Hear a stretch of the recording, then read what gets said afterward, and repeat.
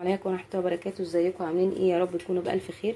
اللهم صل وسلم وبارك على سيدنا محمد. النهارده ان شاء الله هنعمل كبدة العيد بطريقة سهلة وبسيطة غير الطرق اللي احنا عملناها مع بعض قبل كده. الطريقة دي مختلفة، فيها تركاية بس جديدة. لو انت حابة ان انت تعملي الكبدة جوسي، يعني تبقى فيها سوائل شوية وطعمها مسكر شوية، زودي البصل. مش حابة اعمليها بالثوم بنفس الطريقة اللي موجودة عندكم على القناة. طبعا انا عندي فيديوهين على الكبده بالطريقه الاسكندراني اللي هي بالثوم بس. تمام. انا معايا هنا كبده بلدي، كبده ضاني، اللي موجود عندك اعملي بنفس المقادير. ومعايا بصل حوالي ربع كيلو، يعني بصلتين كبار. ومعايا توم، دي راس توم. ومعايا فلفل رومي اخضر. ومعايا فلفل حراق اللي هو الحامي البلدي. ومعايا التوابل. انتوا عارفين انا ما بزودش توابل كتير في الكبده. انا بحط كزبره، كمون، رشه فلفل اسود صغيره، دي ربع معلقه صغيره على فكره.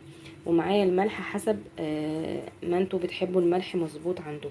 تمام. وحتى انا حطيت انا على البوتاجاز طاسه تسخن جامد، وحاطه فيها شويه زيت. الكبده هنا بتحب الزيت كتير شويه. الدهون لو عندك حته ليا حطيها، بجد هتفرق معاكي في الطعم وهتعجبك جدا جدا. بس لو وصلتي معايا لحد هنا ما تنسينيش في اللايك والاشتراك وتفعيل الجرس عشان يوصلك كل جديد. يلا بينا نروح على البوتاجاز نشوف هنحط ايه الاول على النار، الكبده ولا البصل ولا ايه. يلا بينا على البوتاجاز. اول حاجه احنا هنحطها، هنحط الكبده بتاعتنا. هنسمي الله كده، بسم الله الرحمن الرحيم. لازم توزعيها كده. لازم الزيت يكون مقدوح سخن جامد عشان الكبده ما تنزلش الدم بتاعها والميه. وتسيبيها، يعني بصوا انا بفردها اهو وبسيبها. اول ما تاخد لون هقلبها. تمام. لازم الجزء اللي تحت ده ياخد لون زي ما انتم شايفين. بصوا هو بياخد لون بسرعه عشان خاطر الزيت بتاعنا سخن. لازم الزيت يكون سخن عشان الكبده ما تنزلش الدم بتاعها او الميه بتاعتها. تمام. شايفين الكبده خدت لون من تحت كده. دلوقتي انا ابتدي اقلب يعني، لكن اول ما احطها ما اقلبش، اقلب بعد ما تاخد لون بالشكل ده. لان انت لو قلبتي في الاول هتلاقيها لازقه معاكي، لكن احنا لما نستنى لما تاخد لون مش هتلاقيها لازقه معاكي في القلايه بتاعتك. يعني في حته هي لسه ما خدتش لون لازقه، اول ما هتاخد اللون بتاعها هتفك على طول، مش هتبقى لازقه. تمام. ونبتدي نقلب. الكبده ما بتاخدش وقت في السوا. تمام. بصوا اهي اول ما خدت لون وجيت قلبتها فكت على طول. الكبده اخرها قوي حوالي 20 دقيقه، من 17 ل 20 دقيقه، ما بتاخدش اكتر من كده. وطبعا في خل برضو بنحطه بس مش دلوقتي. الخل مش دلوقتي خالص زي ما انتم شايفين كده. لازم تاخد لون معانا الكبده. خلاص اللون اللي هو كان موجود بتاع الكبده ما بقاش موجود اهو. بصوا اهو مش موجود. تمام. هننزل بايه؟ هننزل بالبصل بتاعنا دلوقتي على طول كده. على طول كده. عايزين البصل يندمج كده مع الكبده وياخد لون برضو بسيط كده، ما تحسيش ان انتي حاطه بصل على الكبده اهو. الكبده وانتي بتسويها مش بتتغطى. يعني ايه مش بتتغطى؟ يعني ما بقفلش عليها الغطا بتاعها، هتسودي منك. الكبده مش بتتغطى، ما بنقفلش عليها الغطا بتاع الحله بتاعتنا اهو. هتبتدي البصله تنزل الميه بتاعتها. للناس اللي هي حابه ان الكبده تبقى جوسي، التركايه دي هتفرق معاكي في الطعم. بتقطيع الكبده زي ما انتي بتحبي، يعني دي قطع مكعبات بس كبيره شويه. ممكن انت تعمليها زي اللي بيقولوا عليها الشعريه، كبده شعريه، يعني بتبقى رفيعه جدا جدا جدا خالص. اسمها قولي للراجل عايزه تقطيعه الشعريه. لكن دي تقطيعه عاديه خالص، تقطيعه ست بيت يعني. حابه ان هي تكون ولا رفيعه قوي ولا تخينه، مظبوطه، مكعبات مظبوطه. تمام اهو. الكبده بتاعتنا حلوه جدا. هسيبها شويه وارجع لكم تاني. البصل بتاعنا اتشوح كويس قوي مع الكبده. وبص الميه بتاعته دي ميه البصل مش ميه الكبده. البصل كمان عشان خاطر بصل جديد فبيبقى فيه ميه كتير جدا. فده بصل نزل ميته. للناس اللي حابه برضه اقول ان هي عايزه تعمل الكبده جوسي، اعمليها بالبصل، مش حابه اعملي بالثوم زي ما انا عامله برضو فيديوهات عندي على القناه بتاعتي، هتلاقوا معموله بالثوم بس. هنحط برضو دلوقتي الثوم بتاعنا، وهنحط اللهم صل على النبي الفلفل الاخضر، بس نقلب الثوم الاول اهو. اللهم صل وسلم وبارك على سيدنا محمد.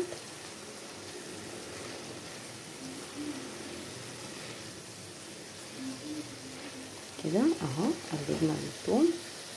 بسم الله الرحمن الرحيم. هننزل الفلفل،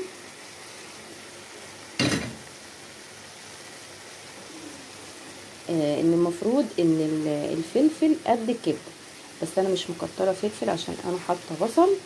فالناس اللي هتعمل كبده بالثوم تحط فلفل قد الكبده بالظبط. لو عايزه كبده حلوه وطعمها حلو زي اللي انت بتاكليها من الشارع بالظبط، هما بيزودوا عشان خاطر تبقى كميه كبيره، فبيزودوا الفلفل قد الكبده، وممكن يكون اكتر كمان، لان معظم العربيات بتاعت الكبده في ناس منهم مش بيحطوا بصل، بيحطوا ثوم وفلفل بس. انا الفلفل الحراق مش هحطه دلوقتي، ليه بقى؟ لما تقرب تستوي، عشان خاطر انا هشيل منها شويه، عندي اولاد صغيرين مش بيحبوا الحراق، فانا هحط التوابل الاول واقلب تقليبه، واستنى شويه دقيقتين تاني، وهشيل شويه، وبعد كده احط الفلفل الحراق. انزل بقى التوابل بتاعتنا احنا اتفقنا عليها: كزبره، كمون، ملح، فلفل اسود شويه صغيرين، عشان الفلفل الاسود بيغمق الكبده، احنا مش عايزينها تبقى غامقه معانا. من عوامل غمقان الكبده الفلفل الاسود الكتير، وال ان انتي تغطي الحله تقفلي عليها، يعني لا ما تقفليش عليها. عايزه اقول لكم ريحتها جميله جدا. الناس اللي بتشتكي ان الكبده بتبقى زفره معاها، حاولي ان انت ما تجيبيش ميه عليها خالص. لو انت هتقطعيها على بلانشه، لو انت اللي جايباها تقطعيها في البيت، البلانشه بتاعتك تكون ناشفه، ما يكونش فيها ميه خالص، ما يطولش الكبده ميه خالص، تمام. وما تكتريش الخل عليها. حابه ان انت تحطي ليمون، بس الليمون بينشف السوائل شويه اللي بتبقى موجوده في الكبده اهو. بصوا حتى يعني بصوا السوائل مش كتير برضو اهو. خلاص كده انا الكبده بتاعتي استوت، هشيل شويه في طبق وارجع احط الفلفل الحراق. خلاص كده انا شلت الكبده اللي انا عايزاها محتاجاها للاولاد، تمام. انا زودت بقى تركايه تاني عشان خاطر الكبده تبقى مشطشطه وحلوه. انا عندي معلقه هريسه شطه، برضو طريقه هريسه الشطه موجوده برضو عندي على القناه، برضو لو انت حابه تعرفي الطريقه تقعد معاكي شهرين في باب التلاجة ما بيجرالهاش اي حاجه، تمام. والباقي اعملي كميه وشيليها في الفريزر. ده موسم الفلفل الحامي الحراق اللي هو الاحمر ده بتاع الشطه، هاتي منه، ده كيلو ب10 جنيه، وقبل العيد يعني بشويه كده كان بكيلو ونص ب10. فانت لما تجيبي كميه وتعملي هريسه شطه وتخليها عندك في التلاجة حلوه جدا، بتغير طعم الاكل بتاعك. وكمان المحشي بتخلي المحشي تحفه، تمام. هنحط الفلفل الحراق دلوقتي. الفلفل الحراق دوت حسب الرغبه، تمام. تزودي تقللي حسب ما انت ما بتحبي سبايسي زودي، ما بتحبيش خلاص حطي الفلفل الرومي وخلاص، وحته صغيره من الفلفل الحراق. بس هي الصراحه الكبده لما بتكون حراقه كده ومشطشطه، وجنبها بقى الطحينه والعيش الفينو، بتبقى بجد تحفه، تمام. خلاص انا كده خلاص الكبده بتاعتي انا متاكده ان هي استوت، لان الكبده عامه مش بتقعد اكتر من 20 دقيقه. التركايه انك انتي التليفون فصل مني في المقطع اللي عدى.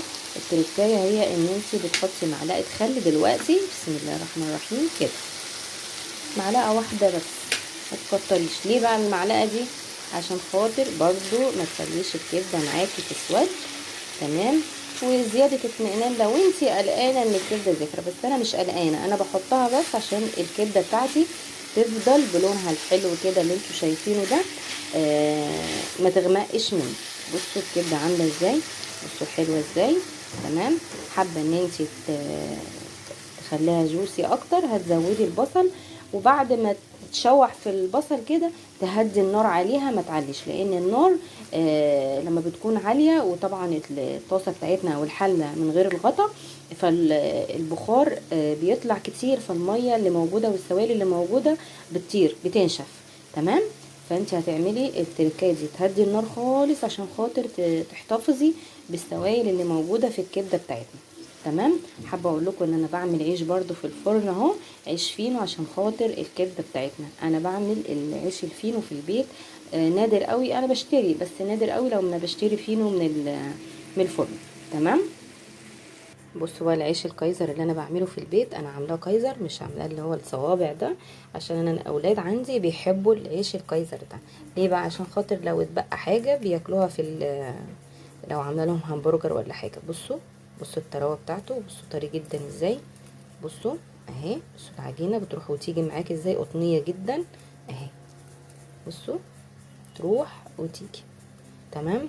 العيش حلو جدا جدا، وبيملى البيت كده خير، وريحه الخبيث في الفرن عندك في البيت بيبقى تحفه. لازم تعملوا حاجاتكم في البيت. دلوقتي الظروف بقت صعبة جدا، الحاجة بقت غالية جدا، الطاقة 2 و3، فاحنا نعمل حاجتنا في البيت واوفر. انا في كمان صينية تاني، الكمية دي كلها انا عاملاها ما كملتش، اقسم بالله كيلو دقيق، ما كملتش حتى كيلو الا ربع، ونص كيلو دقيق وحاجات بسيطة كده عشان خاطر العجينة كانت بتلزق شوية. تمام. عاملة صينيتين، يعني عامل كمية حلوة قوي، يعني عامل فوق ال20 رغيف. فلما نعمل حاجتنا في البيت هيكون افضل واوفر. كمان انا مش عاملاه كبير قوي، انا عاملاه صغير شويه عشان الاولاد صغيرين، فاللي ياخد واحد ياخد قطعتين حسب ما يقدر ياكل، ما يقدرش عشان ما يسيبش ويتبقى منه اي حاجه حرام نرميها. تمام. هغرف الكبده واقدمها معاكم ونشوف كبدتنا الجميله، ونعمل بقى شويه طحينه حلوه جدا. خلصنا الكبده بتاعتنا الجميله الحلوه اللي هتعجبكم ان شاء الله. بصوا ولا محتاجه تزيين ولا اي حاجه، انا كنت مقطعه بس في الطبق من تحت شويه بقدونس. تمام. بصوا هرست الشطه الحمراء، بصوا مخليه الطبق شكله تحفه، والفلفل، والله بصوا البصل مش باين البصل خالص ان انت حاطه فيها بصل، بس البصل بيفرق في الطعم، بيديها تبقى مخليها مسكره شويه، بيديها طعم حلو شويه، فبجد حلوه قوي وهتعجبكم ان شاء الله. عملت جنبها سلطه الطحينه، لو حابه سلطه الطحينه بتاعتك تبقى فاتحه ما تحطيش التوابل في الاول خالص، حطيها بعد ما تاخدي السمك بتاع، اذا كانت تقيله او خفيفه حسب ما انت ما بتحبي.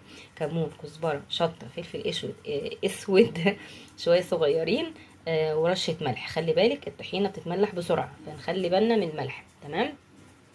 وعملنا اللي طبعا العيش اللي انا قلت لكم اللي انا بعمله في البيت بجد حلو قوي وهيعجبكم، وانا عندي الاولاد بيطلبوه مني ما بشتروهوش. بصوا بجد حلو قوي اهو، بصوا الطراوه بتاعته. تمام. تاكلوا منه الكميه اللي انتوا حابينها، وحابه تشيليها في الفريزر الباقي شيليه، بس بعد ما تخرجيه من الفرن بترشي شويه ميه كده صغيرين. انا برضو هعمل لكم فيديو قريب ان شاء الله بطريقه العيش سواء كايزر او فينو بطريقه حلوه قوي هتعجبكم ان شاء الله. تمام. لو وصلتي معايا لحد هنا ما تنسينيش في اللايك والاشتراك وتفعيل الجرس عشان يوصلك مني كل جديد، والسلام عليكم ورحمه الله وبركاته.